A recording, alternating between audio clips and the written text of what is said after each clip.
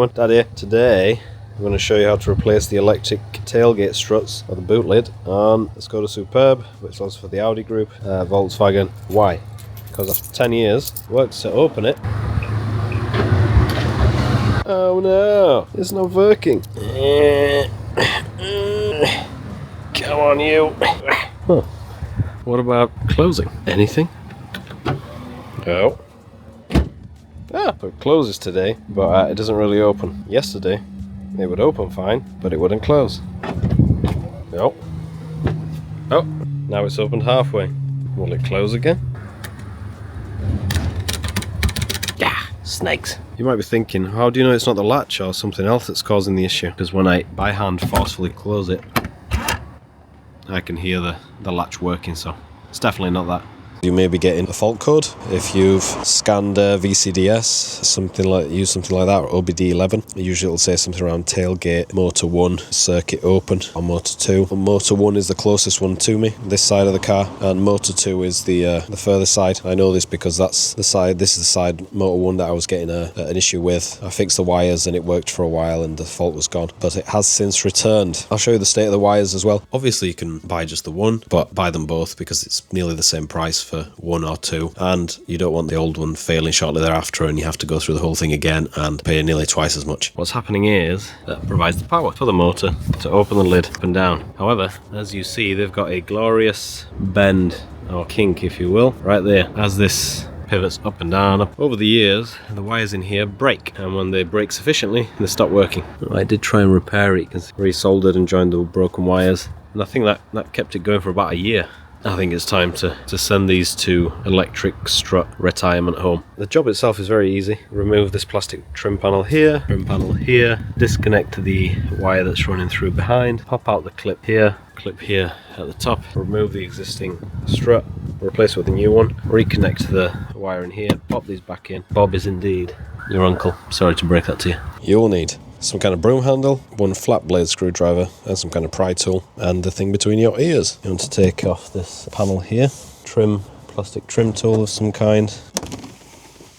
Like I said, even on your fingers, you can just pull back on this. Who's this calling at this time? Snakes. You pull back this panel like this, and this has got 2 clips. Make sure that they haven't slid out or anything like that. There's also some bottom clips down here to be aware of that slide into this channel here. Once you've done that, just underneath in that area, you'll see a load of cables, and you'll see them with a red band on it, exactly like the one that you'll see in the new struts. Just here, underneath here, there's a little tab. You may be able to also do this just by hand, and you just pop it out. Once you've done that, just get the pry tool in there, start pulling out that rubber grommet.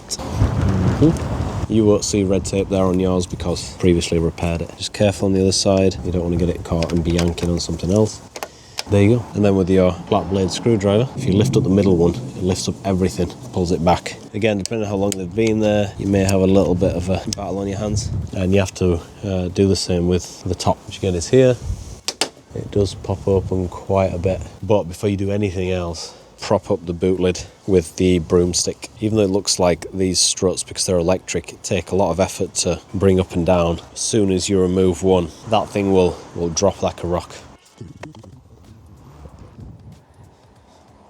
I've put it inside the gap of where the boot latch goes, so then it's in a channel, it's in a hole, it can't go anywhere. And here the other end of the broom has gone in the V and it can't go anywhere. Pull down quite hard on it to make sure that it's not going to move or slip out or anything like that.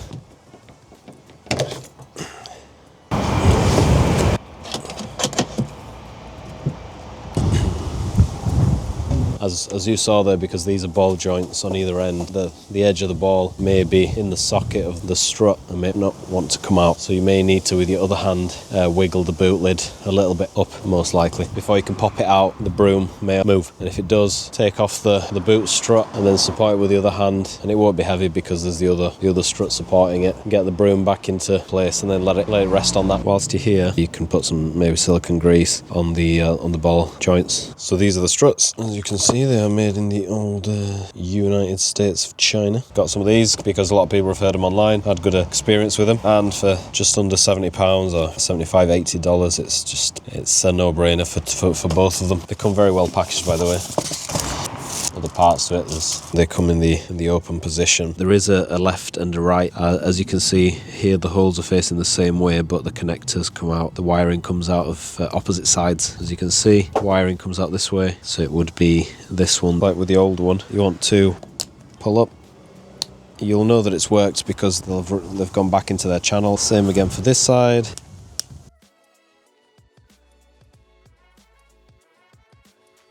And just as an example, zip tie, and if you feed it through the hole, because it's quite straight and plasticky, can you see how it's coming out there at the bottom? And then what you can do is just get a little bit of electrical tape, masking tape, any old tape, tape them together, and then feed it first by hand just to get the connector head into the gap, and then little by little wiggle and pull, and there's your connector out the other side. Feed the rest of the cable in this part, then just leave it as is because of the way the strut is laid down. Now is the time to connect the top end, and then we can feed in the wiring. So same again for this side. If you see like here where the ball in too low as it is for it to go into the connector, at this point you just grab the boot lid, lift it until it's in position. A little wiggle just to get the right click in the clips, make sure it can't come out. You get this oval piece of the grommet, feed it in bottom first because it does have like a little lip into the oval shape, and then press in the other side. Once you've done that, come around this side, take the electrical tape, making sure that the bit with the arrow is facing downwards, feed it back into the stationary connector until you hear a click, and that's it, you're done. Put back the plastic trim. The way to do that is a little bit of wiggling and aligning and around. Again, be mindful of the rubber boot, but make sure the bottom clips here are all aligned, and the top firm bash, give everything nice clean, and you're done. Now it's the exact same process for the right side.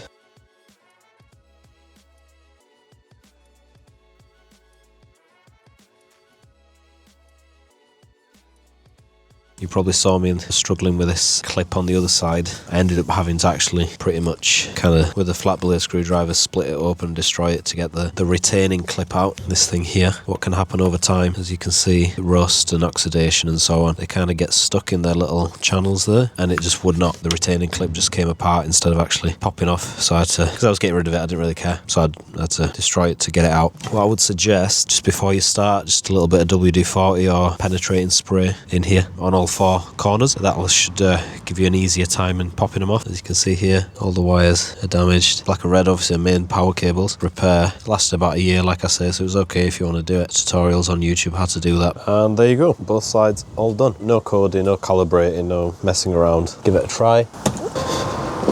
Press the button and try the handle as well. Marvellous. Well, Roman, that's it. Another job well done. Anyone can do it. A DIY level job, in my opinion. Next, I'm going to show you how to adjust the camber on rear wheels. There's still a little tiny bit of a negative camber on these back wheels, so I think they just need adjusting. Needs doing, so we're going to do that next, son. See you in the next one.